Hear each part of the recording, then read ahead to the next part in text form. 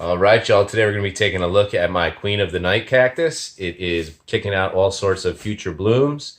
And as you know, if you've followed a Queen of the Night cactus before, they bloom one night a year. So they'll come out around 6, 7 p.m. at dusk. And then by 10 a.m. the next day, that flower wilts up. And apparently you only get one flower per night. So it'll be fun to see. So that's all coming up on today's episode of Jarhead Bonsai.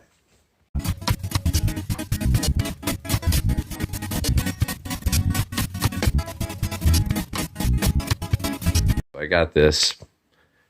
got this Queen of the Night. Let's see. Actually, it was about a year ago. It was last September for my birthday. I got it from my daughter Francesca. I guess her and Laura were FaceTiming with Francesca living in the city. And Laura was at the nursery and she's like, I want to get him a tree. I want to get him a tree. And then there was this really odd cactus. And so Laura took advantage of that and scooped it up from the back of the nursery. And it has just taken off. It was gnarly and ugly. And it had a lot of, yellowing leaves. So it's really come back well being in my plant room. It gets tons of sun and it gets really warm and humid in here. So as you see, these are all the blooms. Let me turn off the flash. Okay. So I don't know how long it'll take from here, but I'm thinking it can't be that long before these start opening up at night. So I'll do a future video when they bloom, but I just wanted to show you at this point in the game, we have lots of flowers. Last year, we got it after this point, so I'm not sure if it didn't flower last year from the nursery or if it did right before we bought it. So that's it. Got a bunch of different woody stalks in here. It's pretty well established. I don't know how old it is, but for me, it's going on its second year. So check back for a future video for those blooms. All right, let's go check out a few other trees for an update. All right, here we go. This will be the update on my arching fig. If you saw a previous video, I pretty much defoliated the whole thing except for a couple of smaller leaves that were left. And I took some of the longer branches, like I'll end up doing with this one, and I cut off the end and arch it and plant it right down into the soil. And then I brace that branch with a stone or something to keep it in the soil until it roots. Because the amazing thing about figs is they have a self-rooting hormone. Once you cut them, if you stick them in water, they'll grow roots. If you stick them in soil, pretty much you're guaranteed some success. At least 2 out of 3 will take. So, and that's even for a beginner. So as you see, I've got a nice bunch of arching little branches in there. And I think pretty soon we're going to defoliate again and repeat that process because you can't even really see that gnarly little trunk.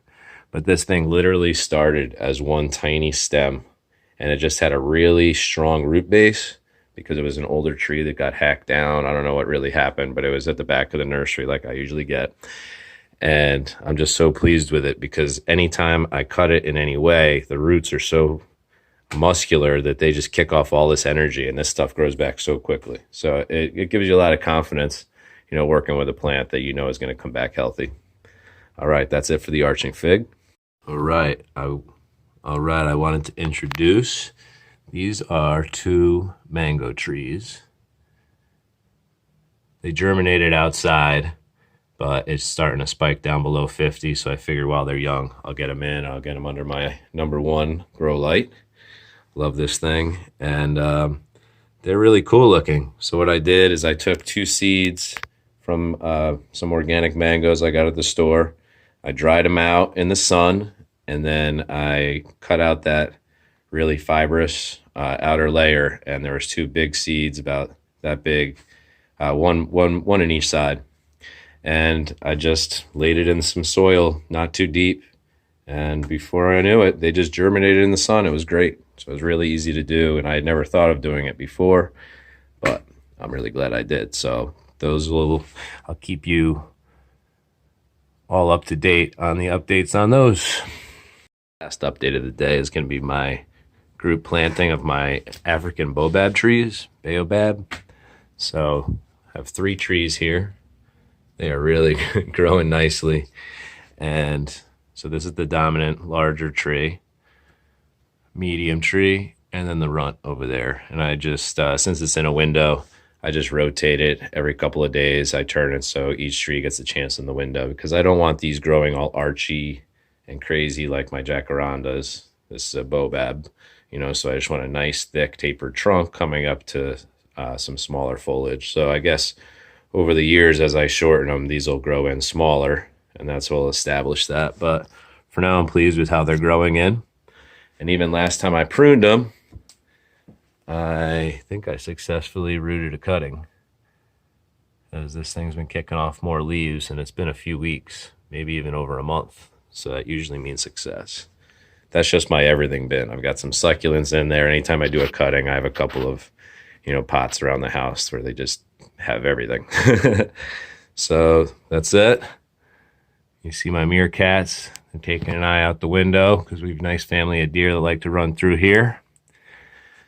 And that'll do it for updates. And that'll do it for today's episode of Jarhead Bonsai, guys. Thanks for stopping by and have a great day.